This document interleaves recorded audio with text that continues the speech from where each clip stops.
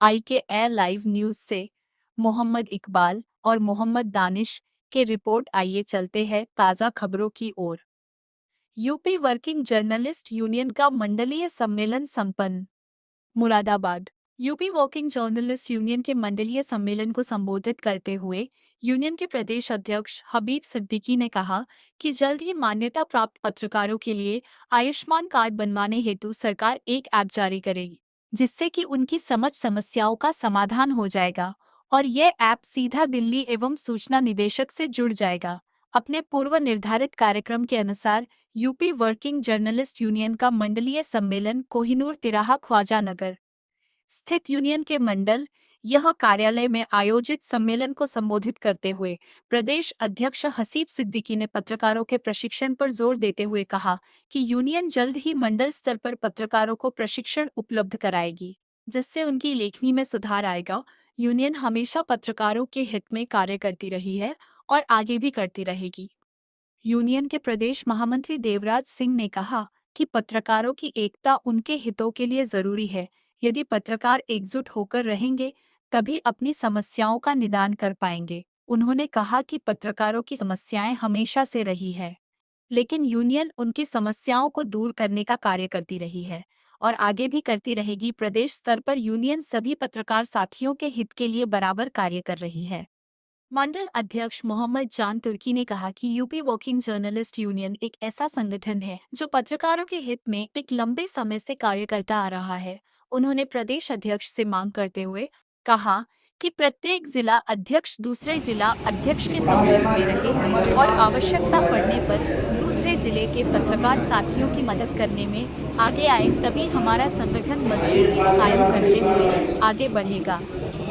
इस अवसर पर मुख्य रूप से जिला अध्यक्ष रईस शेख, अनिल गर्ग, गजेंद्र राघव, भोला शर्मा, नफीस अहमद, परवेज खान, नईम चौधरी, सफीक अहमद, जफर अहमद, जाकिर अहमद, नाजिम मंसूरी, मोहसिन सिद्दीकी, मोहसिन नकवी, सैयद शारिक अली, मेराज आलम, आसिफ वारसी, आसिफ सैफी, अब्दुल रहीम, नकी अहमद, सलमान यूसुफ, डॉक्टर फसीहुर रहमान बेग, जाकिर अली बेग, मुअज्जम अली, प्रशांत शर्मा, अमित सैनी, रामपाल सिंह, मुकेश ठाकुर, संजय सक्सेना, प्रमोद पथिक, शादाब कुरैशी, दानिश अली, नासिर तुर्की, नासिर पाशा एडवोकेट, मुर्तजा इकबाल, शारिक अंसारी, सरफराज हुसैन, फिराफत चौधरी, नजाकत चौधरी, गुलाम मुस्तफ़ा, भूरे अली, गुड्डू पाशा, आसिफ आतिक, जाकिर हुसैन, रियाजुल हसन, अनिल गर्ग, मोहम्मद इकबाल हुसैन, दानिश हुसैन, शादाब सिद्दीकी सहित कार्यक्रम का संचालन तमीम अहमद नसीमी ने किया और आभार अभिव्यक्ति जिला अध्यक्ष रईस शेख ने किया।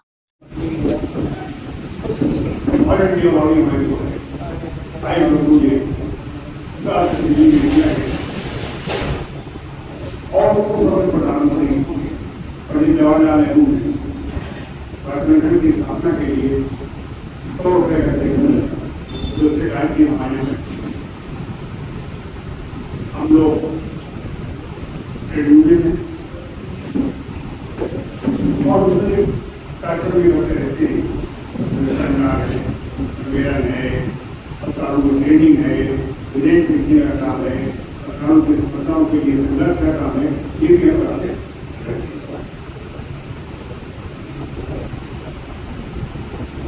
इसके लिए जो एक बड़ा आह्वान हमारा देखेंगे पहले पंजाब में हम उसके साथ हमने डॉक्टर नैरुद्दीन खान उस दौर के पीएचडी जामिया मिलिया से किए हुए थे। जनसत्ता, टाइम्स ऑफ इंडिया जैसे अखबार में वो संपादक रहे और उनके नेतृत्व में उनके मतलब उस्तादी शागिर्दी हमने उनकी मतलब एक उस्ताद की हैसियत से उन्होंने हमें बहुत कुछ सिखाया। आज की पत्रकारिता में और उस दौर की पत्रकारिता में बहुत अंतर है।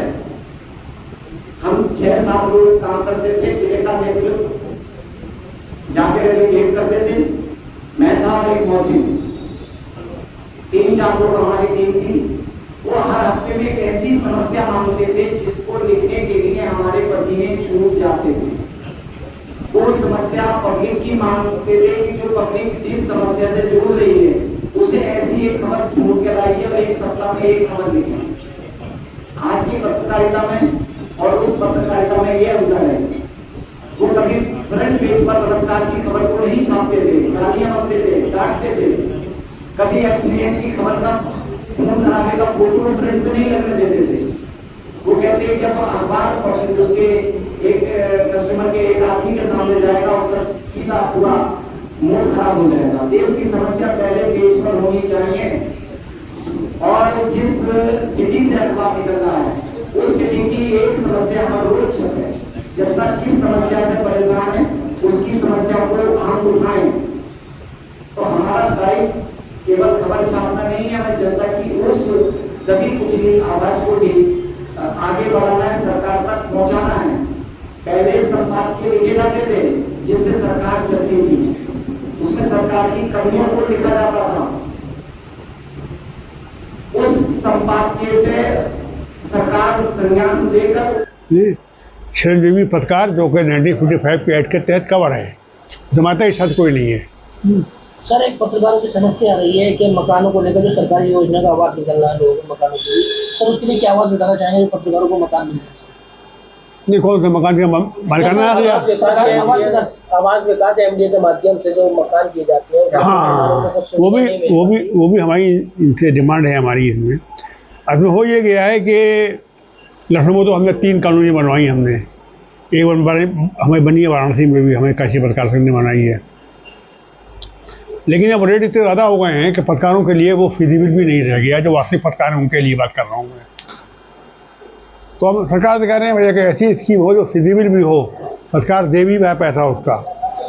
और मोदी जी के कार्यकाल में हमारी बात भी हो गई थी, हमारी टंडन जी उस वक्त नगर विकास मंत्री थे कि सर्टेन परसेंटेज जो है वो आप जैसे आप कहते हैं सुंदर संज्ञान सेनानी के लिए इतना, फला के लिए इतना, ढमक के लिए इतना, तो हमारा जो है वो एक परसेंटेज तय कर दिए जिला स्तर पर भी कि जो भी स्कीम नहीं है सरकार की उनको उसमें हमको जो है उतना वो मिले। लेकिन महत्वपूर्ण बात ये है, पॉलिटिकल बात ये है कि उसके लिए ऐसी स्कीम आना पड़ेगी, चाहे लॉन्ग टर्म पेमेंट हो या जो भी हो, उसमें जो है पत्रकारों पर भार जो है कमाए ताकि वो ले सके जो रियल पत्रकार है, वरना लेने वाले तो ऐसे हैं जो कि सर एक छोटा सा सवाल ये है, जो फील्ड में जो ग्राउंड रिपोर्टिंग कर रहा है जर्नलिस्ट, जो एक्चुअल में काम कर रहा है, उसको जो चैलेंजेस आते हैं, फेस करने पड़ते हैं, वो किस तरह के हैं? जो आपने भी फीडबैक आपको मिला वो किस तरह का फीडबैक था? और उसके बाद आपका संगठन जो शिकायतें आती हैं सरकार के खिलाफ, उसको हम परसू करते हैं सरकार में। अब जैसे भी सारा बंद हो गया, उनका केस लड़ रहे हैं, जो सुविधाएं सभी को मिले सारा वालों का फील्ड में रहकर काम कर रहा है उनको भी मिलेगा। चिरंजीवी पत्रकारों के लिए क्या संगठन किस तरह से काम कर रहा है उनके उदाहरण?